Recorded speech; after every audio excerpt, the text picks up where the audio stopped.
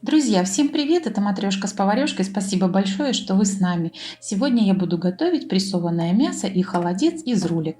Рульки я купила передние, небольшие. Хорошо промыла их в холодной воде, залила холодной водой и поставила закипать. Как только все закипит, очень хорошо убираем всю пену. Затем добавляем по вкусу соль. Одну большую морковь кладем.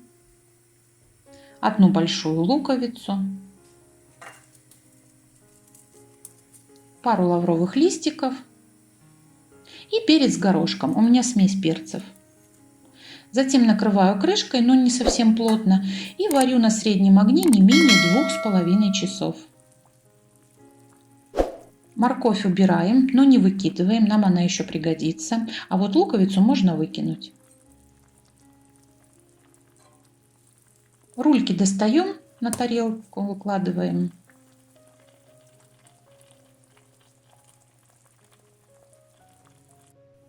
Из 2 рулек я сделаю прессованное мясо. Сначала нужно рульки разобрать от костей. Нужно хорошо снять шкурку, стараясь ее не повредить. Отделить, конечно, мясо.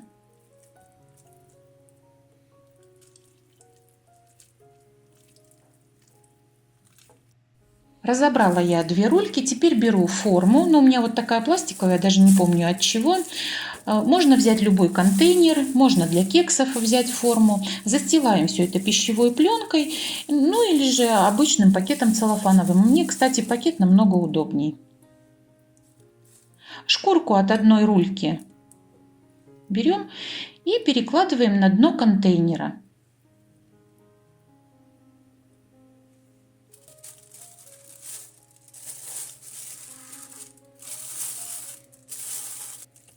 Мясо от обеих рулек нужно слегка измельчить. Сильно мелко не надо, просто чтобы таких сильно больших кусков крупных не было. И все. Ну, измельченное мясо перекладываю в контейнер.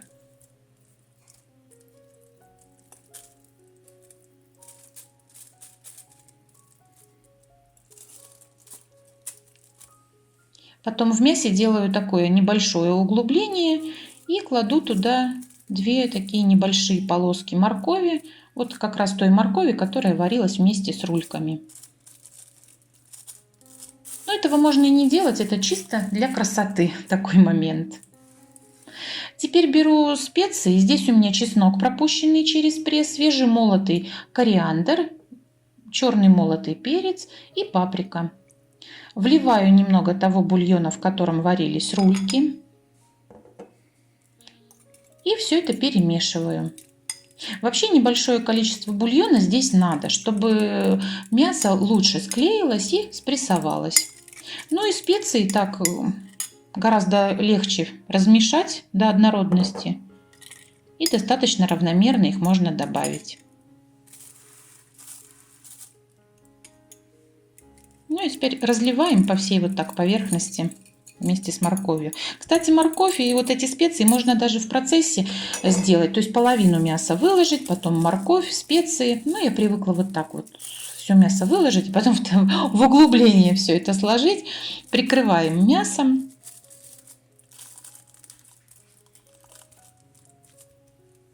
И закрываем все это шкуркой от 2 рульки.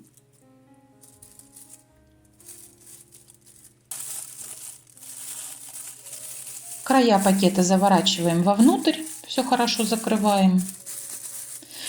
Нужно поставить небольшой гнет. У меня для гнета послужили 2 небольшие банки варенья. И отправить это все на ночь в холодильник. Из 2 оставшихся рулек я их разобрала, мясо порезала, залила их остатками бульона. И у меня получилось 2 вот таких еще контейнера холодца будущего. Вот он уже начал схватываться, нам его нужно остудить до комнатной температуры, потом тоже в холодильник. Контейнеры под холодец у меня 1,5-литровые. Ну и вот утром, смотрите, достала. Мои еле дождались утра, чтобы посмотреть и, конечно, попробовать. Режется так достаточно тяжело, потому что так оно хорошо спрессовалось. Ну вот смотрите, какая получается красота. Ребят, такое мясо, вы знаете, хоть на бутерброд, и его даже не стыдно поставить на праздничный стол. Самое главное, получается очень вкусно, все натурально. И никакой покупной колбасы после этого не захочется. И, кстати, не жирно. Многие пишут, вот, рулька, это жирно. Но вот где тут жирно? Ничего не жирно. Холодец, кстати, тоже хорошо застыл. Ну и еще пишут, что рульки это теперь тоже дорого. Ребят, ну не знаю, все равно по сравнению с мясом, с чистым. Вот смотрите, вот рульку я купила за 159 рублей за килограмм. Это цена на 22 октября актуальная. Я не знаю и считаю это вполне адекватной ценой. Всем приятного аппетита, всем здоровья и удачи. Пока-пока.